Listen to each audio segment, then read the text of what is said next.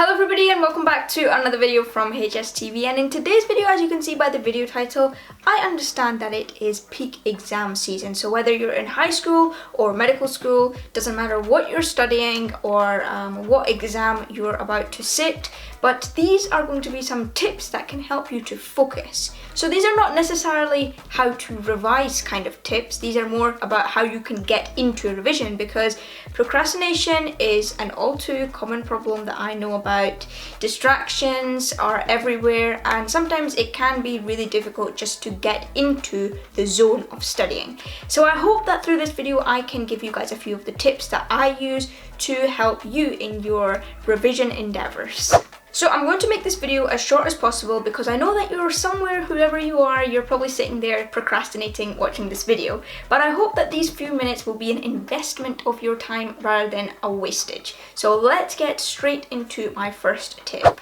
So what you're going to want to do is set yourself a 5-minute timer. That can be on your phone or from a clock or whatever, and tell yourself you're only going to revise for 5 minutes, after which you are going to go on a break. Now, why does this rule work and why does it help me to focus? Because 5 minutes is not a long time, but it's enough for your body to think that, okay, you're going to do this and you're going to get into a zone, and the likelihood is that past the 5 minutes you're not going to want to go on a break, because as humans we like sort of being in a routine of doing things. We like to do the same thing, right?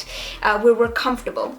So if you're comfortable writing a paragraph on your dissertation, you're not going to want to leave that zone and go on a break now. You're going to want to stick to that and complete whatever you're doing.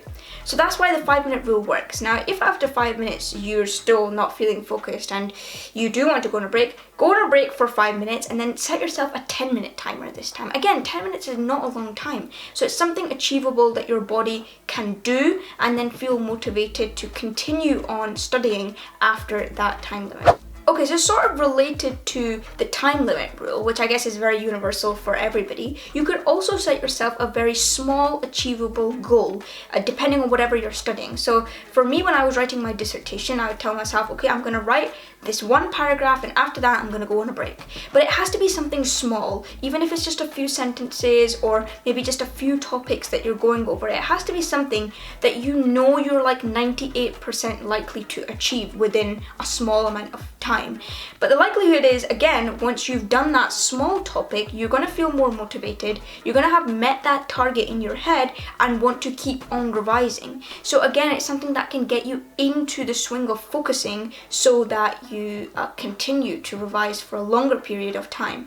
So again, you could do this with time, or you could set yourself a small goal within what you're studying. Okay, another really relatable problem regarding breaks is that when you go on a break, it seems to become very prolonged and you find it difficult to get back into studying. So I know for me, I tell myself I'm going to go down, have a drink of water, right? And then it becomes, okay, I'm going to have some snacks. Okay, now I'm going to watch a video. Okay, now the TV's on. Now I'm chatting with my mum. Okay, and then it just becomes like an hour-long break and it's a waste of time. And the way that I try to combat this, and I try to get to the root of the problem. You know, why is it that I don't feel motivated to get back in my room and start studying again, even though I was really focused for this great period of time? Well, one of the reasons for that is I don't know what I'm going to do when I'm getting back at my desk, and you know, what topic am I going to revise next, or what paragraph am I going to write next of my dissertation? And to conquer that problem, whenever I'm about to go on a break, I leave my work half finished or a bit incomplete. So if I'm writing a paragraph, I will leave the last sentence incomplete, and that way I'm abolishing that problem of what am I going to do when I get back to my room. Okay, because then I know that, yes, I know exactly what I'm doing, I know exactly what I'm going to write in that sentence. Even if it's you know, even if you think that you're going to lose your you know, your train of thought and things, you could bullet point stuff so that when you get back to your desk, you know exactly where you left off and what you need to do next. And sometimes, again, relating back to the setting yourself small goals, you know, maybe when you complete that sentence or you complete revising that topic, that is you back into the swing of revising because you've completed that small topic that's then motivated you to keep on going. So that is, you know, it seems like more complicated when I like try and say it out loud, but just leave your things incomplete so that when you come back, you know exactly what you're doing and you can get straight back into it. And on the topic of goal setting, our body loves meeting goals. And for a lot of us, we actually work well under pressure. I know that I certainly do work well under pressure. You know, when I have a deadline very fast approaching, I will work a lot more efficiently. Even though I've had like the whole semester to complete this assignment, it's just not in my mind to get it done, even though I could. And it would probably do a lot better if I do it in a long period of time. But it always somehow comes to that last week where I'm rushing to get things done. But it doesn't feel like a rush, it just feels like I'm being very efficient with my time. Now, this is really important because if you're revising a topic, sometimes there's so many things to do, you don't know where to start, you don't know what the end goal is, right?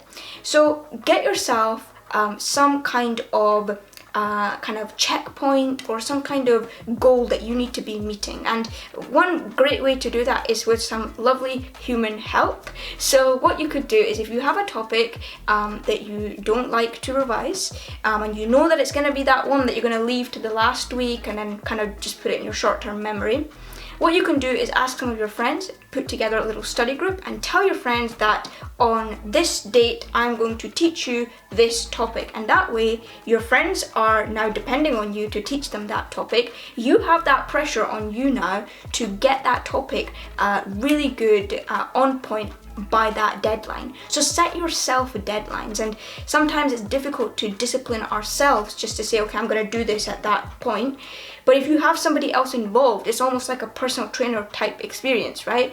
A lot of the time, personal trainers, they're there for motivation. So you actually turn up to the gym, right?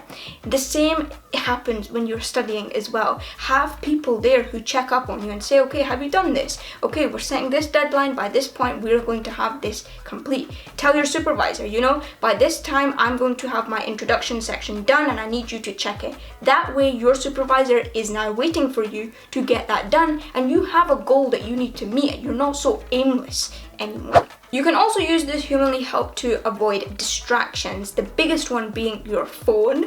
I know that our phones, they have a lot of great things, but they are one of the biggest distractions when it comes to revising. And the best way is just to get rid of your phone, but that can be a little bit tricky, right? So you could, if you have the self-discipline, tell yourself to put your phone in a different room. Don't think about it, don't touch it, put it on mute so you're not thinking about it.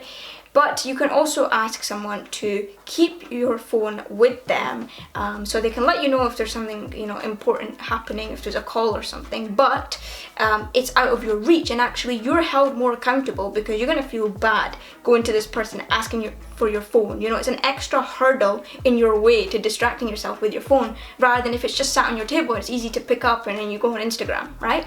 So keep it out of reach, give it to someone, do everything you can to eliminate these roots of your distraction as possible. Alright guys, well that is gonna be the end of this video. I don't want to take up too much of your time, as I said in the beginning, but please know that it's okay to feel demotivated sometimes. It's okay to not feel focused sometimes and to procrastinate and get distracted, but the important thing is how you get yourself back into the swing of things. And I hope that this video has given you a few tips that you can do right now. You know, this is not something like get enough sleep, improve your diet, go for a walk, things like that, which are all very, very important, but they're more kind of long-term plans. This is stuff that you can do right now, and hopefully by getting into studying and using these tips, you'll gain even more motivation to study harder. So all the best with all your exams, dissertations, assignments that you're submitting now, and I know the weather is getting really good as well, so let's quickly get out of this exam season and enjoy the good weather and the summer holidays when they come. I'll see you in my next video. Goodbye.